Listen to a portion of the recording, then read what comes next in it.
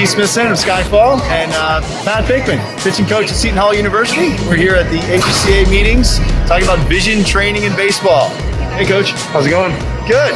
So one thing that people talk about a lot in baseball is obviously the hitting aspect of vision and vision training, and how it's such a visually demanding game. We want to have good pitch recognition, good depth perception, good reaction. And Skeyefall Sports, again, is a virtual reality training program that's designed to build visual skills for every sport, really, not just baseball. But outside of the hitting aspect, no one talks about pitchers. Yeah, it's just as important as most things, like arm care, strength and conditioning, things like that. So,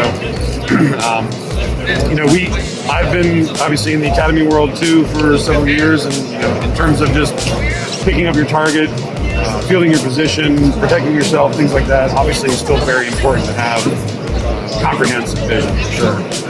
Well, and you make a good point, the protection aspect of it, right? I mean, people forget about that. I mean, these comebackers to the mound, I've seen, at the pro level a million times, and they're scary, right? I mean, we want to obviously field our position, make the play if possible, but certainly keep these players safe.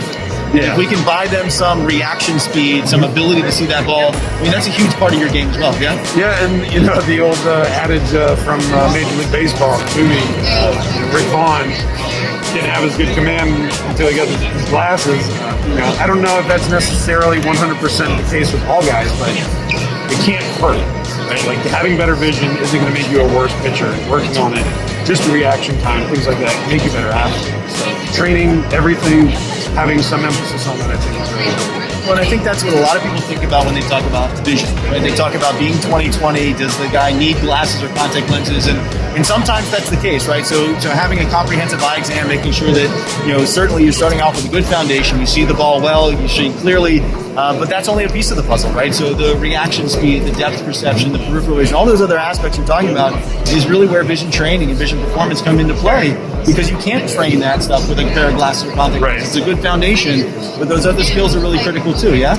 Yeah, and a sport that's so reliant on hand-eye coordination, any modality of training in that space is going to be an advantage. So when you're talking about excelling everything, having that quality vision, I think is just going to be the icing on the cake, and could definitely positively affect someone's career. Well, and one last thing I want to ask is, people ask us about vision training and the age. You start with vision training. I mean, you're a college baseball pitching coach. You've coached at a multitude of different high levels as a pitching coach.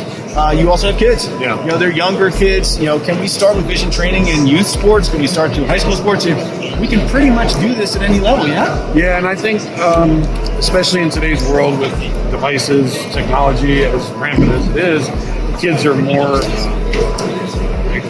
it's more accessible to them, so the damage, I think, can come a little bit sooner. So having children working on hand-eye coordination techniques is actually going to be really fun for them, and I think it's going to be something that'll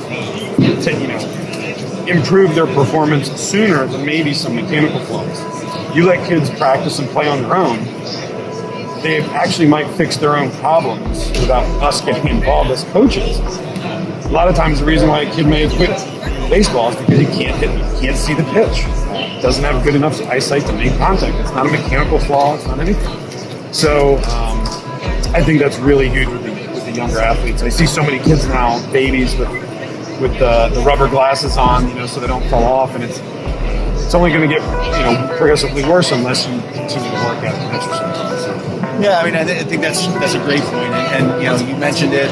I think it's building a foundation for them, giving them a foundation to be successful, and ultimately an awareness, right? And sort of an understanding. We do that at the pro sports level, is giving a chance for our athletes to see technologies like virtual reality or stroke training glasses or whatever at their rookie ball level, so that it's not something that looks unusual to them. They're comfortable with it. They've seen the technology before, and so as they move up through our organization, they've seen it before. They're comfortable with it, and they continue to use it. So starting with youth sport, I think, is a great way to build those foundations and get these kids the possibility to be successful, because like you said, the goal for all of us as coaches is the life lessons in sport, and keeping them successful in sport keeps them playing sports. Exactly. If they're not successful, they tend to quit and lose those life lessons for me as a dad. Yeah. So that's what I really think is important too. So. Yeah, absolutely. And I think when you start training things like that at a young age, they get creative, they find new ways to do it, and they help others learn how to do this. It's contagious. It's not just an isolated thing. You can do it with another person. So in a lot of ways, it can be relationship building at a youth level, things like that. So one instance is that one of our infielders has racquetballs and was always doing racquetball drills on the wall. And, to be honest, the infielders that were the upperclassmen at first were kind of like, this is kind of weird. And all of a sudden, next thing you know, seniors and juniors are all doing it, and they're getting much better at the infield drills. So. Yeah, and it's not so bad having fun doing it too. Exactly. As we know, the fun component to any sport keeps you going back for more. So For sure. I appreciate your time, Coach. Good luck to you this season. Thanks for stopping by. Check us out at Skeyefall Sports. Awesome.